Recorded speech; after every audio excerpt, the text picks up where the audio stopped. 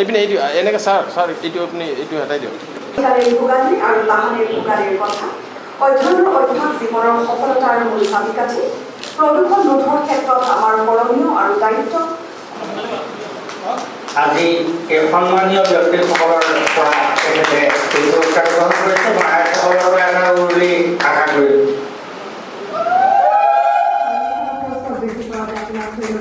কৰিছোঁ।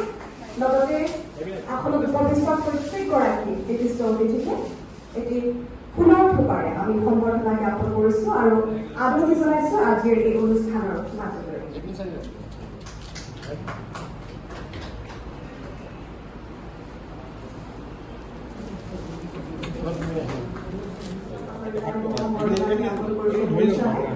এটি ফুলাম হিচাপে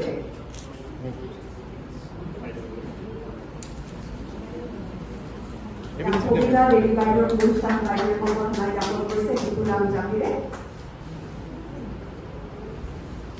বৈকুণ্ঠ প্ৰসাদ গোস্বামী ছাৰক সম্বৰ্ধনা জ্ঞাপন কৰা হৈছে এটি ফুলাম জাতিৰে। আপোনালোকক আমাৰ অনুষ্ঠানৰ মাজলৈ স্বাগতম জনাইছোঁ।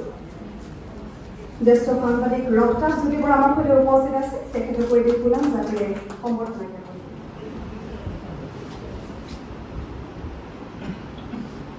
এয়া এখন ফুলাম গামোচাৰে SK ইংলিছ স্কুল ডিব্ৰুগড় সঞ্চালিকা মূল শাখাই সম্বৰ্ধনা জ্ঞাপন কৰিছে পদ্মশ্ৰী ডক্টৰ সূৰ্যকান্ত হাজৰিকা। এই গ্ৰন্থখনৰ কেইবাটাও সংৰক্ষিত হৈ আছে। অনুশাসনে মানুহক কৰি তোলে মহৎ জীৱনৰ অধিকাৰী আজিকালিৰ ভোগালী আৰু লাহানিৰ ভোগালীৰ কথা অধ্যয়নৰ অভ্যাস জীৱনৰ সফলতাৰ মূল চাবিকাঠি প্ৰদূষণ ৰোধৰ ক্ষেত্ৰত আমাৰ কৰণীয়। ইয়াৰ এখন ফুলাম গামোচাৰে ৰক্তাৰ জ্যোতি বৰাক সম্বৰ্ধনা জ্ঞাপন কৰিছে হিয়ামণি তালুক।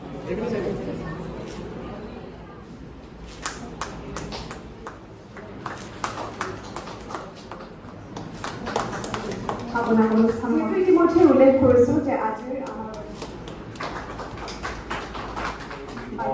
প্ৰকাশকসকলৰ সমন্বয়ত আমাৰ যাতে যাতে অধিকভাৱে আগবাঢ়ি যাব পাৰে আৰু এনেধৰণৰ গ্ৰন্থ উন্মোচন বা গ্ৰন্থ আলোচনাৰ সমাৱেশবিলাকত যাতে গ্ৰন্থ বিষয়ক নানান ধৰণৰ কথা কেৱল যে যিখন উন্মোচিত হৈছে সেইখনেই হয় এইটো নহয়, অন্যান্য আনুষংগিক বিষয়বিলাকো কম বেছি পৰিমাণে যদি আলোচনাৰ মাজলৈ আহি যায় তেনেহ'লে মই ভাবোঁ সেই গ্ৰন্থ উন্মোচনী সভাবিলাক উপকৃত বা সেই সভাবিলাক আচলতে কামত অহা বা বাস্তৱত কামত অহাকৈ উপকৃত হোৱাৰ সম্ভাৱনা থাকে।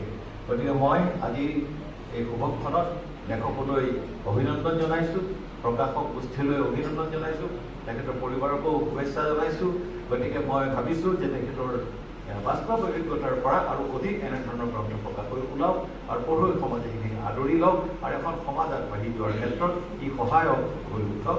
তাকে কৈ গ্ৰন্থখনৰ উন্মোচনী হ'ল বুলি পুনৰ ঘোষণা কৰি প্ৰকাশকসকলৰ সমন্বয়ত আমাৰ যাতে যাতে অধিকভাৱে আগবাঢ়ি যাব পাৰে আৰু এনেধৰণৰ গ্ৰন্থ উন্মোচন বা গ্ৰন্থ আলোচনাৰ সমাৱেশবিলাকত যাতে গ্ৰন্থ বিষয়ক নানান ধৰণৰ কথা কেৱল যে যিখন উন্মোচিত হৈছে সেইখনেই হয় এইটো নহয়, অন্যান্য আনুষংগিক বিষয়বিলাকো কম বেছি পৰিমাণে যদি আলোচনাৰ মাজলৈ আহি যায় তেনেহ'লে মই ভাবোঁ সেই গ্ৰন্থ উন্মোচনী সভাবিলাক উপকৃত বা সেই সভাবিলাক আচলতে কামত অহা বা বাস্তৱত কামত অহাকৈ উপকৃত হোৱাৰ সম্ভাৱনা থাকে। গতিকে মই আজি এই শুভক্ষণত লেখকলৈ অভিনন্দন জনাইছোঁ, প্ৰকাশক গোষ্ঠীলৈ অভিনন্দন জনাইছোঁ, তেখেতৰ পৰিবাৰকো শুভেচ্ছা জনাইছোঁ। গতিকে মই ভাবিছোঁ যে তেখেতৰ বাস্তৱ অভিজ্ঞতাৰ পৰা আৰু অধিক এনেধৰণৰ গ্ৰন্থ প্ৰকাশ কৰি ওলাওক আৰু পঢ়ুৱৈ সমাজে সেইখিনি আদৰি লওক আৰু এখন সমাজ আগবাঢ়ি যোৱাৰ ক্ষেত্ৰত ই সহায়ক হৈ উঠক।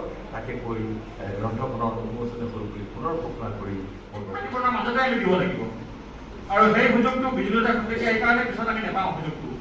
গতিকে সুযোগ আমি ল'বই লাগিব আৰু জীৱনত এই ধৰণেই আমি যদি আগবাঢ়ি যাওঁ সফলতা আমাৰ সকলো ফালৰ পৰাই অকল সফলতা জীৱনত ভাল ধৰণে ধনী হৈ যোৱা সফলতা নহয়, মানুহক মানুহ হিচাপে চিনি পোৱা, মানুহক সহায় কৰা, জীৱনত সকলো সময়তে গছৰ পৰা লৈ পেলাই বৃদ্ধ যুৱক শিশু সকলোকে যি ধৰণে পাৰি ভাগে ভাগে মৰম চেনেহ কৰি সন্মান কৰি আদৰ কৰি আমি আগবাঢ়ি যাব লাগিব সমাজত।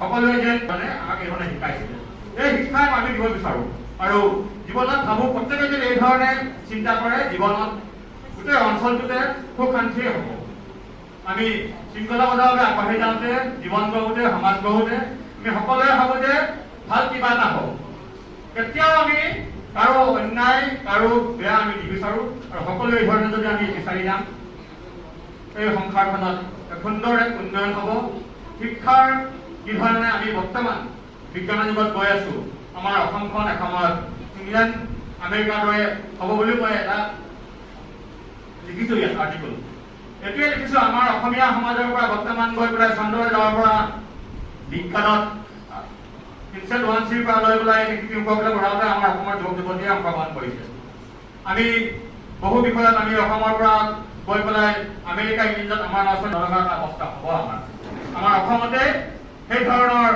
এনে ব্যক্তি এনেধৰণে আমাৰ ইয়াত আমি পাম আমি ইংলেণ্ড আমেৰিকা আমি বিচাৰি